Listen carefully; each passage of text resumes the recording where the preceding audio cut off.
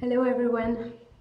I'm sad I wasn't well enough to make it to Cambridge, meet you all, but I'm also grateful for the opportunity to be on a screen and share my experience with you today.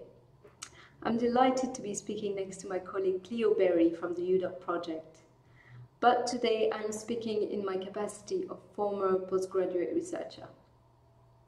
During my PhD, which took almost 5 years, I developed a general anxiety disorder, depression, and obsessive-compulsive disorder.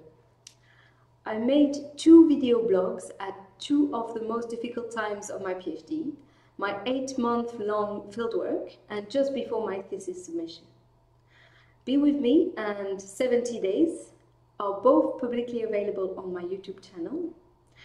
And today I reflect on what these video blogs meant for my mental health during the PhD. So I started making Be With Me in 2014 when I was on fieldwork in Ghana. At the beginning I felt narcissistic and selfish and only shared with my friends and family. But after I had received encouragement and positive feedback about the vlog, I started sharing more, including in my university department, feeling just like someone who writes a journal or an autobiography. Be With Me shows me struggling with isolation, cultural difference, research uncertainty, and feeling unsafe. When I was still on fieldwork, I couldn't really express how I felt, so using image and sound helped me communicate complex feelings. Documenting my life in Ghana made me feel less lonely and gave meaning to what I was going through. Even though I chose the title Be With Me quite randomly at the time, I now see that it clearly represents my longing for support and community at the time. For 70 days in 2018, after I couldn't access any more counseling sessions at university, I decided to film myself on my phone at night before going to bed every single day for the last days before I submitted my PhD, 70 days. Even though the recording process for these 2 different video blogs was quite different, both created a validated and non-judgmental space in my life to express my doubt, my insecurity, my suffering, as well as my joys and successes, a space which I didn't feel I had within the institutional and social context I was in. On the moment, when I recorded myself, I felt hope that someday my suffering may have some kind of value, and hope that after putting my videos online, the whole of me could and would be seen.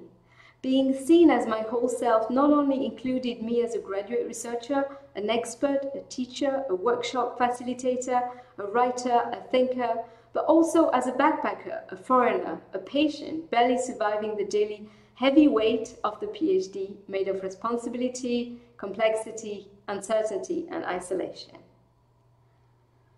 When I watched the 4-hour footage for 70 days, I saw nothing really happening beyond myself saying that I'm all right, sad, or very sad. At first I thought it was a bad thing, as I wanted to have something interesting to show people. But then this made me realize the role my PhD played in my mental distress. The PhD didn't actually play an active role bringing up specific problems, but it was always there in the background of my life, as an underlying absence of reward, value, and connection. Showing my videos to others made me feel connected to people who can relate to my experience. With distance now, I can see that video blogging was a compensation mechanism for my lack of support. Video blogging got me through tough times, it helped me survive, but it didn't make me thrive. Therefore, from this experience, I can only argue that such personal strategies, like video vlogging, shouldn't be presented as an example of good practice maintaining good mental health for PhD students. Instead, they are another proof of how institutional and social support systems matter for doctoral researchers and are so often lacking or absent. Thank you very much. Bye.